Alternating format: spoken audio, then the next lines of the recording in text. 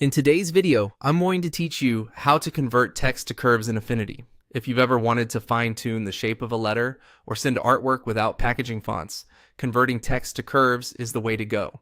This turns live text into precise vector shapes that look the same on any computer. Heads up. Before we start, once text is converted, you can't type edit it anymore. If you might change the wording later, keep an editable copy off to the side.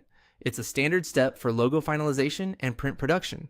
Begin by selecting the text you want to modify on your canvas. Right-click directly on the text. This opens a context menu with options specific to the object you clicked. If you have multiple layers in the same spot, click exactly on the characters, so Affinity knows you mean the text layer, not a background shape or image. From that right-click menu, choose Convert to Curves.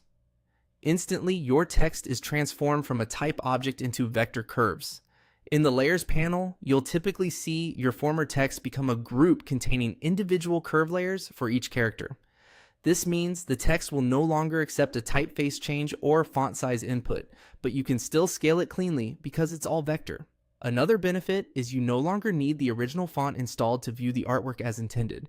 If you change your mind immediately, use Undo to return to live text. Now, click on a letter and adjust it. You can select a single character on the canvas to work independently. To nudge its position, drag it. For overall size or rotation, use the bounding box handles.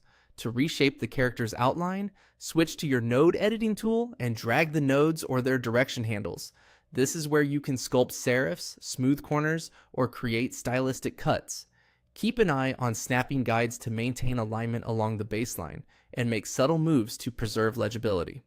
Color and effects still work, so feel free to change fills, add a stroke, or apply a shadow as needed. That's all there is to it. Right-click the text, convert it to curves, then click a letter to adjust it. With this technique, you gain full control over every contour while ensuring your design displays consistently everywhere. Thanks for watching and happy designing.